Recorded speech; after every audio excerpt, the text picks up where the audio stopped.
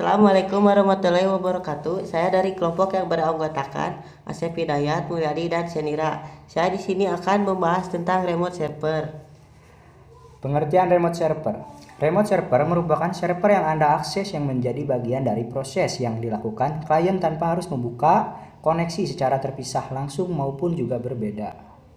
Kelebihan dan kekurangan remote server. Kelebihan: mudah untuk digunakan walaupun dengan jangkauan jarak dan cukup jauh selama suatu PC masih terkoneksi pada suatu jaringan. 2. Nyalain sampai matiin PC secara remote. 3. Mengontrol penuh terhadap mouse dan keyboard. 4. Memanipulasi data suatu PC dengan mudah. 5. Memiliki fitur video call yang memungkinkan setiap user dapat saling berkomunikasi melalui kamera. 6. Memiliki fasilitas chatting. 7.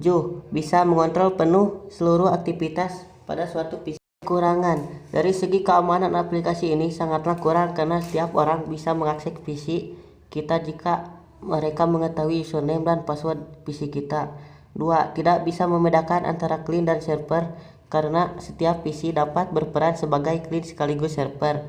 3. Loadingnya lebih lambat. Pengertian Telnet.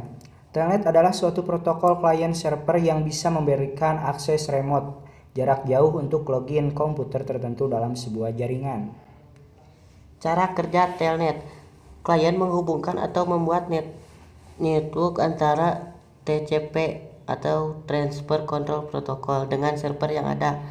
Klien lalu mendapat inputnya dari pihak user atau pengguna. 3. Klien kemudian melakukan format ulang input dari user tersebut lalu mengubahnya ke bentuk format yang standar.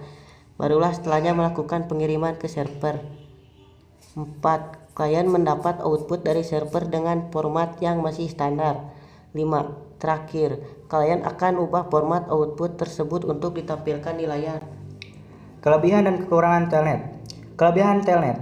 1. Adapun kelebihan dari penggunaan teknologi ini adalah user interface yang tergolong ramah pengguna. Hasilnya akan bagus. Anda yang mengakses dari jauh seolah-olah sedang mengakses dari dekat. Anda seolah-olah berhadap langsung dengan komputer lain yang sedang digunakan untuk mengakses komen lain yang diberikan. Kekurangan Telnet. Sementara itu, kekurangan dari teknologi ini adalah pemakaian autentikasi NTLM tanpa inskripsi. Apa dampaknya? Hal ini sebenarnya rentan terkait aspek keamanan sistem. Ini memudahkan pencurian password yang biasa dilakukan oleh pihak yang disebut sniffers.